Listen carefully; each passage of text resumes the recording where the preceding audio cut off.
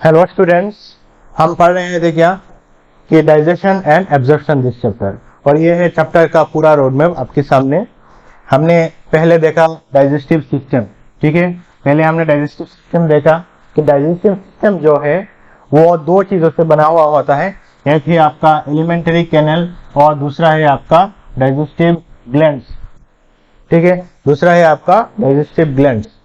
तो हमने देखा ये पूरा सिस्टम। देन हमने की देखा डाइजेशन ऑफ फूड्स, कि ये सिस्टम में जाके हम जो फूड खाते हैं वो उसका डाइजेशन किस तरह होता है, ठीक है। आप मास्टिकेट करते हैं मुंह में, आपने देखा मुंह में किस तरह डाइजेशन होता है, किस तरह सलाइवा सिक्रेशन होता है, क्या क्या रहता है सलाइवा में, क्या क्या एंजाइम रहते हैं, कौन सी एंजाइम क्या डाइजेशन करता है। देन वो आगे जाके जाता है स्टोमक में। स्टोमक में कौन सी ग्लैंड्स रहता है, क्या क्या सीक्रेट करता है, कौन सी एंजाइम क्या कैसे डाइजेशन करता है, ठीक है। और बीच में इससे में डाइजेशन नहीं होता है। देन आपने अभी देखा कि स्मॉल इंटेस्टाइन में किस तरह होता है। देन आपने देखा लार्ज इंटेस्टाइन में क्या होता है।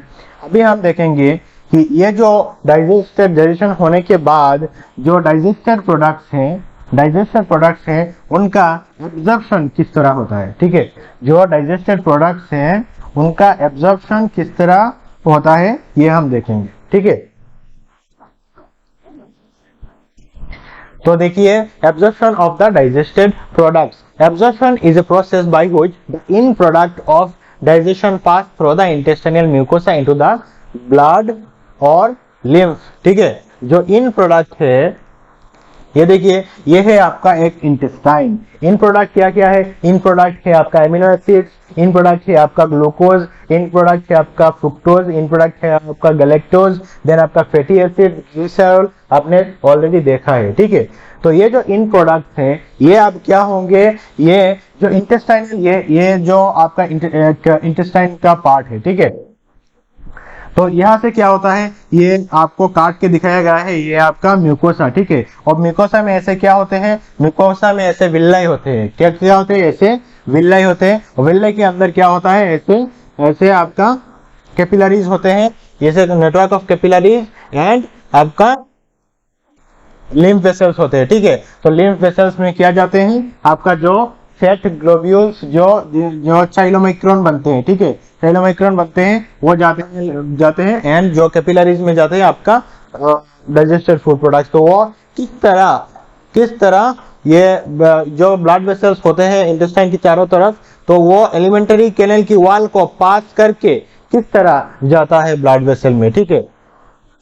तो वो जाता है बाय एक्टिव ट्रांसपोर्ट मैकेनिज्म और सिंपल डिफ्यूजन। क्या होता है कि ये मान लीजिए ये वॉल है और यहाँ पे बहुत सारे ग्लूकोज है। मान लीजिए यहाँ पर बहुत सारे ग्लूकोज है और यहाँ पे कम है, यहाँ पे कम है या नहीं है, मान लीजिए 2-4 है। तो क्या होता है कि यहाँ पर कॉन्सेंट्रेशन ज्यादा होने के कारण ये क्या करता है, मान लीजिए पोरस मेम्ब्रेन है तो इसकी तरफ से ये इस तरफ पास होता है। क्या होता है? पास होता है। तो इसको कहा जाता है कि सिंपल पैसिव ट्रांसपोर्ट और सिंपल डिफ्यूजन, ठीक है।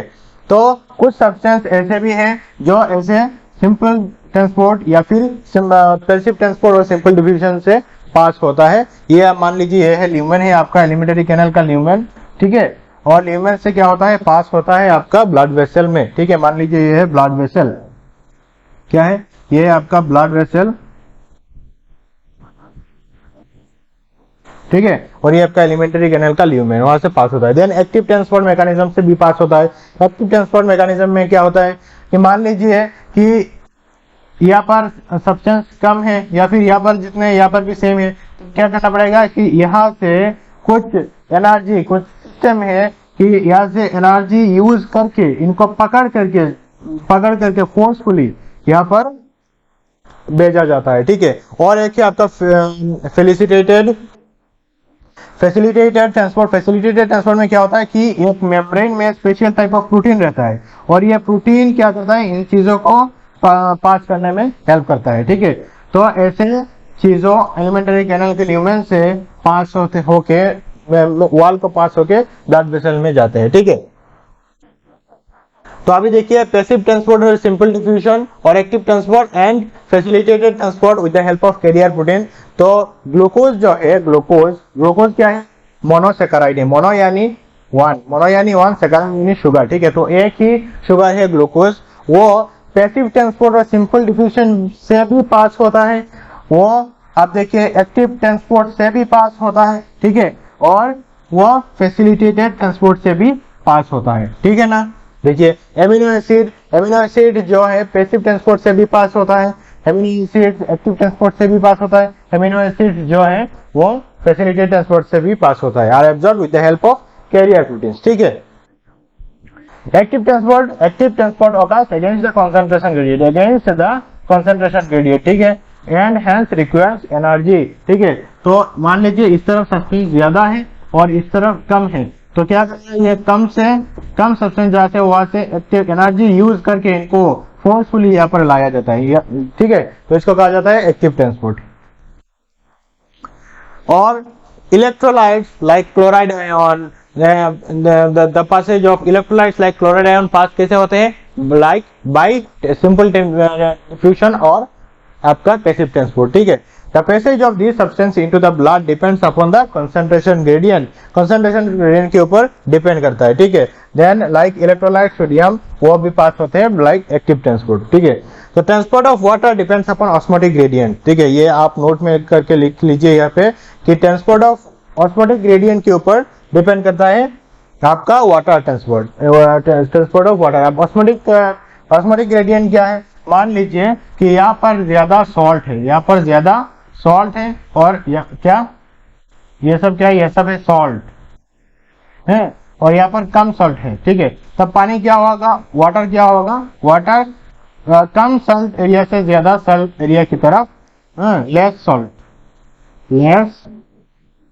सॉल्ट और मोर सॉल्ट, तो क्या होगा, वाटर लेस सॉल्ट एरिया से मोर सॉल्ट एरिया में शिफ्ट करेगा इसको, तो इसको क्या कहा जाता है कि ऑस्मोटिक ग्रेडियंट, ठीक है। तो water transport of water depends upon osmotic gradient, ठीक है। नेक्स्ट आप देखिए कि fatty acids and glycerol being insoluble cannot be absorbed into the blood. तो फैटी एसिड एंड ग्लिसरॉल वो क्या है, वो इनसेल्युबल होते हैं, इसलिए वो डायरेक्टली ब्लड में नहीं जाते। इससे क्या होता है कि they are incorporated into small droplets जिनको कहा जाता है माइसिलीज, ठीक है, जो आपने ऑलरेडी पढ़ लिया है। हमने कहा था कि पहले जो फ्लैट ग्लोब्यूल्स है, जो फैटी एसिड्स है, उनकी चारों तरफ क्या होता है, ऐसे चाइलोमाइक्रोन एक स्ट्रक्चर बनता है कि जो आपका बाइल से, ठीक है, वो आके इस तरफ ऐसे एक स्ट्रक्चर बनाता है जिसको कहा जाता है क्या, चाइलोमाइक्रोन, और ये स्मॉल ड्रॉपलेट जिसको कहा जाता है माइसिलीज, ठीक है। और ये माइसिलीज क्या होता है, micelles move into the intestinal mucosa, क्या है, ये है माइसिलीज जो इंटेस्टाइनल म्यूकोसा में पास होता है। They are reformed into very small protein coated with fat globule जिनको कहा जाता है कि चाइलोमाइक्रोन, और ये चाइलोमाइक्रोन जो है which transport into the lymph vessels. यहाँ पर देखिए ये जो लेक्टियल्स है, ये लिम्फ वेसल जो येलो कलर है, और ये जो चाइलोमाइक्रोन बनती है वो चाइलोमाइक्रोन देन पास होती है किस पर, ये आपका लेक्टियल्स में पास होती है, और देन ये ट्रांसपोर्ट हो जाती है बाकी बॉडियों में, ठीक है।